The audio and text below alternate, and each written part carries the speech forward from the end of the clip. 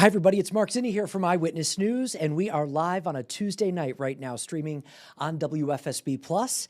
And I want to thank you for joining us here tonight. It is a Tuesday, and we have a lot going on in the weather department for you right now. So in the event you didn't see any of the forecasts earlier tonight, you can simply go to our website, WFSB.com, or of course, the WFSB app or the weather app anytime to track the very latest, because we have two First Alert weather days coming up this week, which Mike and Mark will both talk a lot more about tonight. But they're also watching the chance for even more snow potentially coming up on the weekend. I put on Facebook earlier tonight who is excited about the possibility of more snow, and go figure, I would say overwhelmingly, the vast majority of you are a little snowed out at this point. I think we have had snow on the ground for so long. This is what I said to Mark Dixon earlier. I think it's that we had that big storm and then it never really went anywhere. We haven't had a real cleansing, if you will, no heavy rain or anything like that to kind of wash it all away. So I don't know how you feel about it all, but I just think it's pretty gross in general. The snow starts getting dirty. The ground's dirty, your house is dirty, you are constantly wiping up the floor and things like that. And if you have a pet that goes in and out, well, good luck with that, because keeping them clean is a whole other story, especially when they're in and out with the weather like this. So again, they will have a lot more on that coming up tonight on The Wax at 10 o'clock, also streaming on WFSB Plus, and also tonight on Eyewitness News at 11. So make sure you join us for that. I do want to go over a couple of the big stories we've been following for you. You know, for, gosh, I'm going to say it's been well over a week at this point. The Concierge apartment building in Rocky Hill, during the bitter cold, some pipes started breaking, a lot of concerns from residents, flooding, damage, several buildings there. At one point, they were all forced out, told they had to leave from all of the buildings. That has since changed for some, who are now allowed back in. But Channel 3's Owen Kingsley has been following this story really since the first pipe broke. He has been there talking with residents.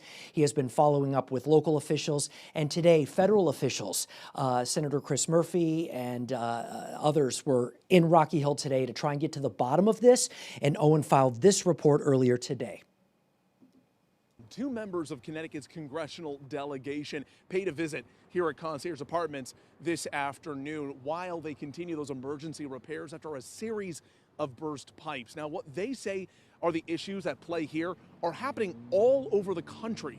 A loss of hot water, heat, and the sprinkler systems at one point condemned all 5 buildings at Concierge Apartments. About 2,000 residents scrambled into hotels where many are still living out of. It's nothing short of emotionally and physically draining. As more and more lawmakers come to their aid, Congressman John Larson and Senator Chris Murphy visited Concierge Tuesday to see it for themselves. Yeah, I mean, listen, this place was in disarray to begin with. Congressman Larson has already requested a federal investigation from the U.S. Secretary of Housing and Urban Development into Concierge's owners, JRK Property Holdings.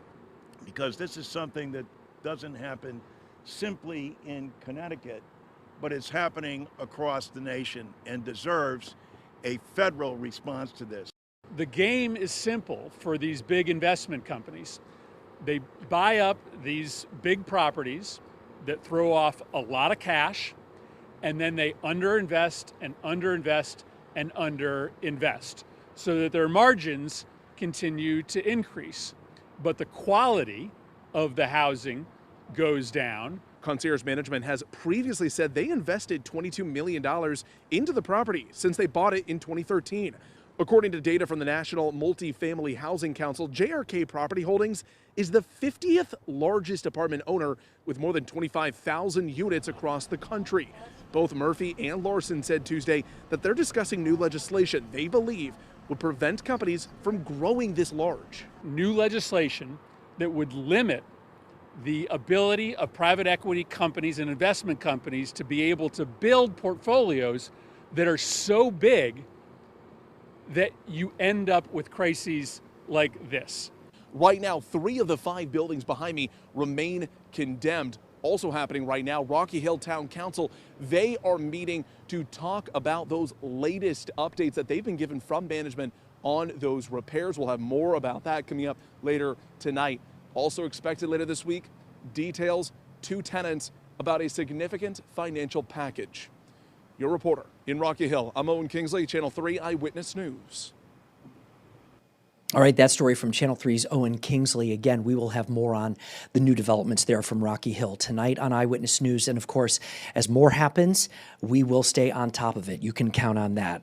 Another story here that I found very interesting today, Cassidy Williams, of course, on our I-Team, our consumer investigative reporter, gets a lot of calls, emails. A lot of people reach out to Cassidy and the I-Team in general, looking for help with things. That's what they do. They're here to help people in our community, in our state, try and get some answers. A local woman from Plainfield had an issue with an Amazon delivery truck that came to her house and apparently did some damage in the driveway area. And when she was getting absolutely nowhere with Cassidy, or I should say with Amazon, she reached out to Cassidy, and Cassidy was able to try and get some answers for her, met with the woman and reached out to Amazon. And you can see this is a story you will only see here on WFSB Plus from Cassidy Williams, our consumer investigator. Poking out under the blanket of snow, you'll spot the mounds of grass that have caused Patricia Verdefe to spend hours on the phone. So he decided to back up, I think it was right in here, and then he went down there. She's showing us the path an Amazon delivery driver took through her yard. Must have been right in there that he got stuck. It happened December 19th of last year. It rained all day, so the ground was really, really soft. She says after sitting there for more than an hour, her neighbor helped tow the truck away. And then when they towed him out, it just kind of kept sinking and sinking because it was so wet that day. She took these photos of the damage before the snow fell. A landscaping company gave her an estimate that it would cost more than $1,100 to fix. She sent these photos to Amazon, and she's been calling them too. It's not even easy to try and get in touch with the right person you have to get in touch with. But it turns out the driver who got stuck in her yard doesn't actually work for Amazon.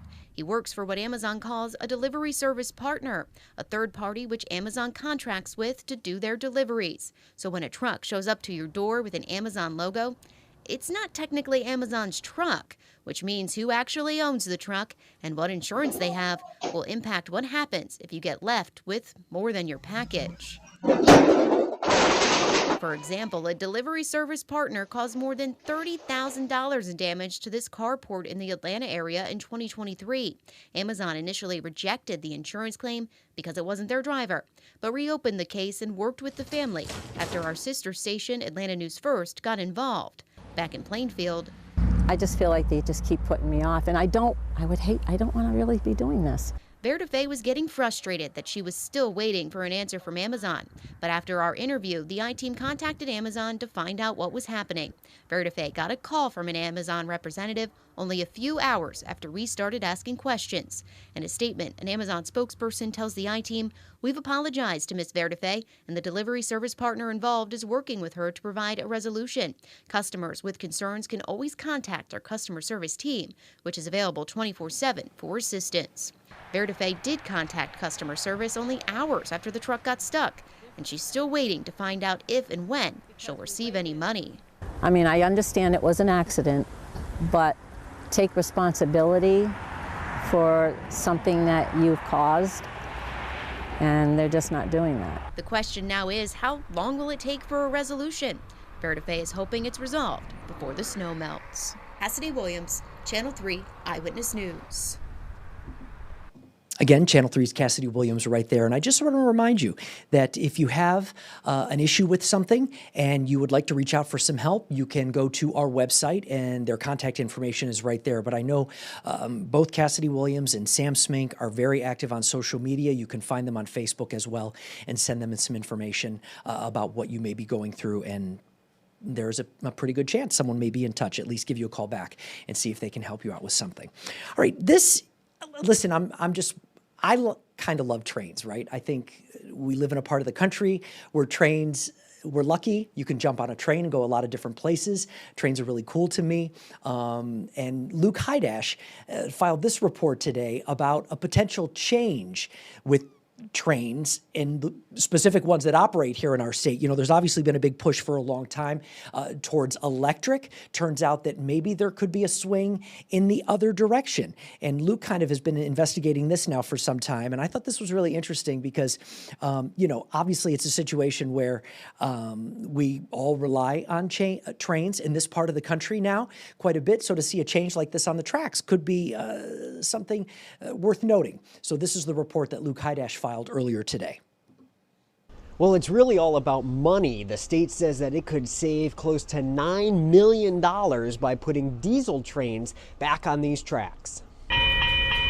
When the barrier comes down, Alex Morocco's camera goes up. So my backyard was basically these train tracks right here. Alex loves all things trains. He isn't alone. More than 225,000 people rode Shoreline East last year. Right now, there are 20 Shoreline East weekday trains and 16 on weekends. It's an all-electric ride between New Haven and New London. Very interesting. The fact that at first they were thinking about saving the environment, you know, going green, going electric, no diesel fumes, and now here we are. 3 or 4 years later, they have to save money now. In a cost-cutting move, DOT is proposing putting diesel engines on the tracks for the 9 stops between New Haven and New London, just a few years after switching to all-electric M8 trains. They didn't really think thoroughly of this. It's pretty funny in my opinion.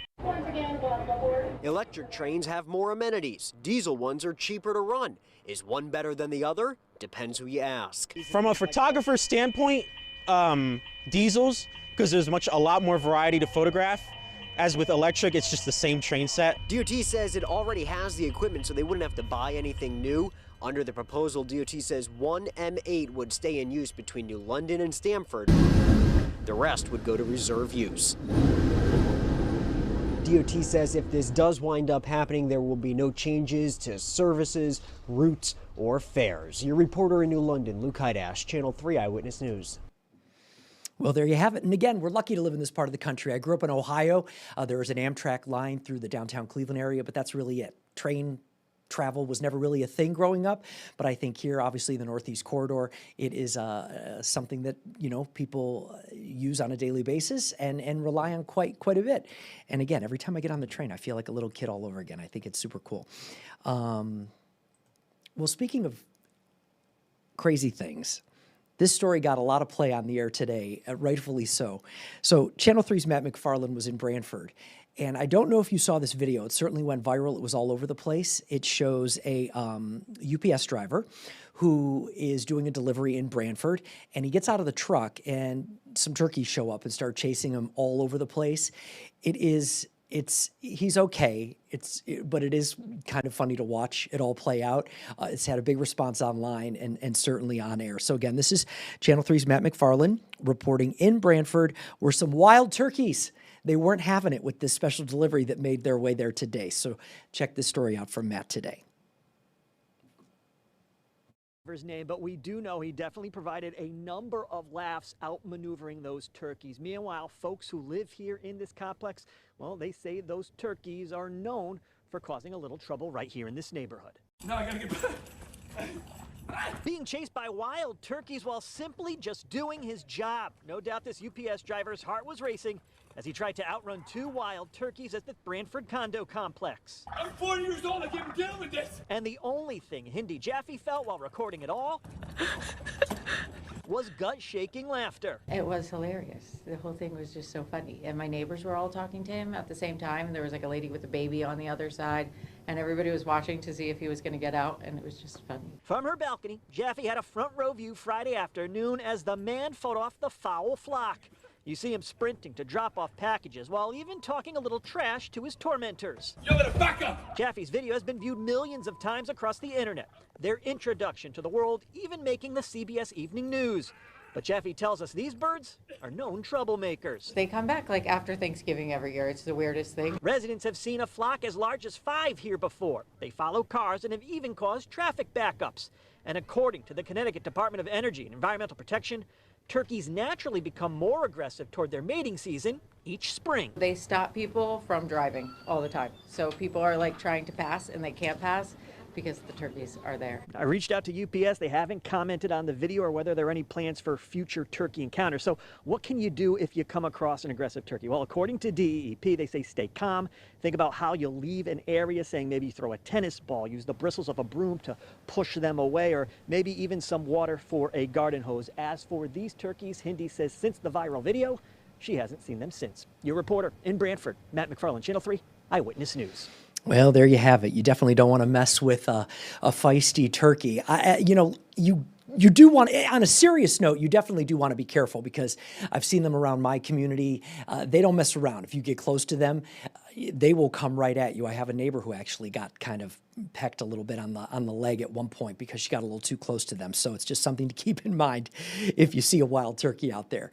Be careful. That poor UPS driver, though, is finding himself all over the news and the internet now at this point. I don't think we have his name.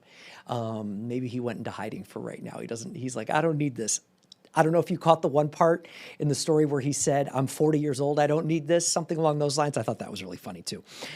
All right, listen, thank you very much for joining us. We have a lot going on in the newsroom right now on a Tuesday night, so it's one of those things where, we're going to be following several big developments on several big stories that are happening right now.